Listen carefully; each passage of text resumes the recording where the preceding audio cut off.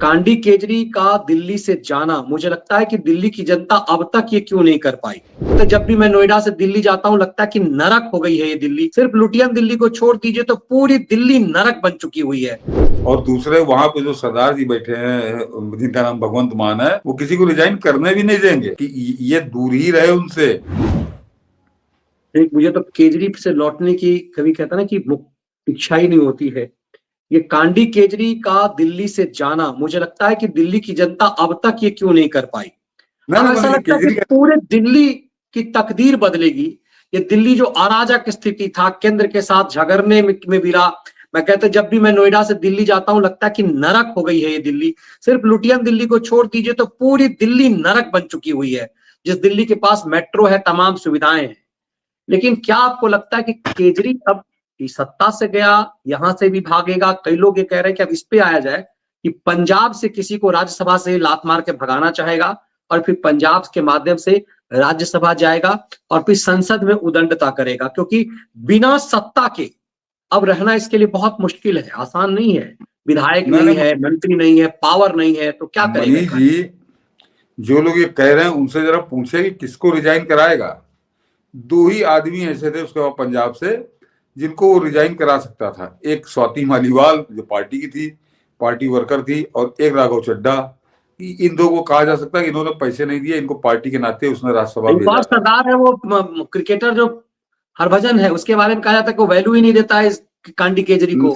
नहीं तो मनीष जी, उसकी कहानी है और बड़ी चर्चित कहानी है कि हरभजन सिंह को कोई फ्री में नहीं भेजा है इसने। हरभजन सिंह ने करोड़ों रुपया दिया है जैसी चर्चा पूरी मार्केट के अंदर है। और इसने हरभजन सिंह से ट्राई भी करी है। ये अभी आप कहीं पता करिएगा, इसने हरभजन सिंह से ट्राई भी किया था कि तुम जो है इस्तीफा दे दो तो मैं वहां पहुंच जाऊं, मैं चला जाऊं। तो उसने बिल्कुल साफ मना कर दिया। और बाकी जो वहां के लोग हैं उनको कोई जानता नहीं, जो पंजाब से जिनको दो आदमियों को बनाया है, तो वहां पर सैकड़ों करोड़ रुपया इसने कमाया है इस तरह से। तो अब उनसे इस्तीफा, वो कैसे इस्तीफा वो देंगे नहीं, कोई सवाल ही नहीं पैदा होता। तो अब इसके लिए पंजाब में बड़ी मुश्किल ये है कि रिजाइन किससे कराए। तो वो बड़ी दूर की कौड़ी है। और दूसरे मैंने कहा ना कि एक बार तो स्वाति मालीवाल को रिजाइन कराने का प्रेशर भुगत रहा है अभी, लेकिन वो चड्ढा अपने देखिए स्वाति मालीवाल पर जिसने प्रेशर बनवाया, चड्ढा को वहां जाकर के भेज दिया, सेट तो वहां कर दिया है।